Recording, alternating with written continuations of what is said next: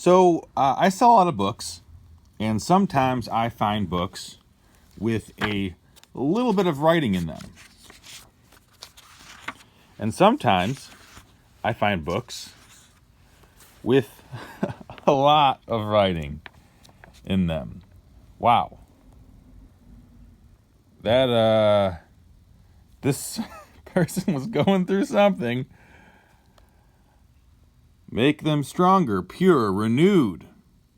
To God be the glory, great things he hath done through all of the instruments and means he has at his disposal and all of his creation, including us. All of our gifts, abilities, and doings are first by his hand. God is why counterintuitive to depraved man's way, which leads to death. The things of God are not the things always of man. Man, so this person just went, kind of nuts. Nothing is difficult for God. Nothing. Falling in love with Jesus, with God. I am close, if not there. Make me your own, Lord. I pray, I beg you. I'm not sure if this person's talking to, praying with writing.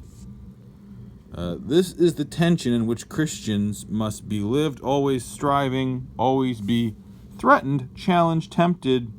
As Satan is able, this dynamic instability keeps us humble, suspicious, careful, alert, cautious, sober, alert, again, prayerful, wary, seeking after God, holiness, godliness, life. It looks like someone had a schizophrenic breakdown. I'm not going to lie. There was the one page you saw where just man alive. This book is not even readable. I can't sell it.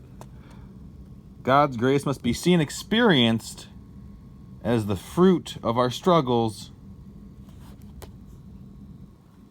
This doctor illustration seems more clearly stated to help and make sense to me as an illustration. I wish we could find out what the core thesis of their problems were. Science is a religion which some fools worship, but science is not Christianity and in no way diminishes the power of the truth of the Bible and the Christian faith. Science is all natural materials. Christianity swallows up all materialism and nature as a part of God's supernatural creation, while gutting the truth of power which are not God's. The foolishness of man. This book, again, is called Religious or Christian. The truth once delivered to all the saints holds fast. It, we are told. These intellectual crosses may be prode. I don't know what that word is. The pathway God intends us to walk. So this person, I don't know what the thesis of this book is. I think it's just saying how Christianity is so much better than all the other religions. And this person really needs to hear that, it looks like. You will suffer tribulation to teach you me, whilst is in our heart, soul. Are we sincere, yielded, waked, committed, humbled, dead to self? Every once in a while, they just go off, a little off the rails, nonsense. No, wow. You minimize God and exalt man. This presumes a certain positive outcome. I don't think this illustration is convincing. It is one of the weak. I think it wrong. So what did they cross off? As the patient himself cannot remove illness from his body, so you too are unable to remove sin from your soul. But if you will give Jesus access to your soul, he will enter it and perform the operation. Now notice that it is not the intensity of will which you choose Christ, nor the passionateness or fervency of your prayer, nor the intensity of your pain in which you feel remorse, which persuades Jesus to enter and perform the saving operation in your life. So this person is saying, no, you have to be a zealot who just destroys books. I'm thinking, right, so every color of pen must be a separate read-through.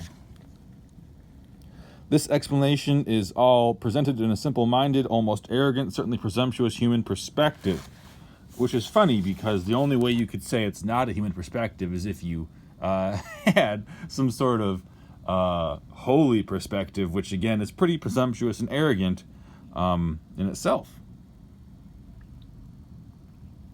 They will come. Man alive, this person sounds like somebody that you could really listen to for a while, huh? What'd they say?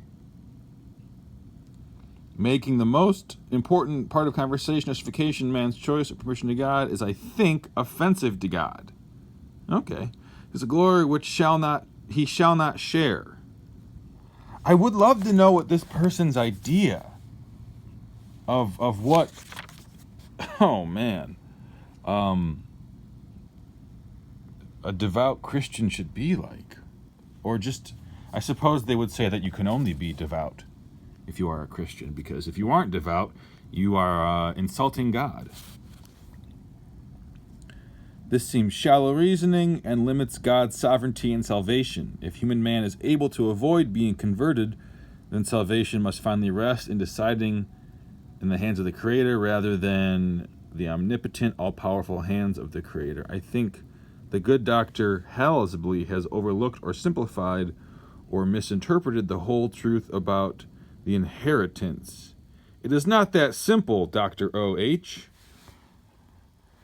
Well, this part of the book, man, I disagree with the whole of the argument. No, we do not. Why not baptize every baby?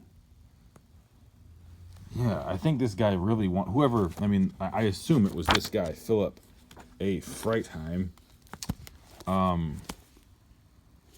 I guess they had some really polarizing views on what it meant to be a Christian. And I'm not very religious at all, or I'm not religious just in general, period. But I don't think that many people take such a hard-line stance on it. It makes you kind of the kind of person who alienates those around you.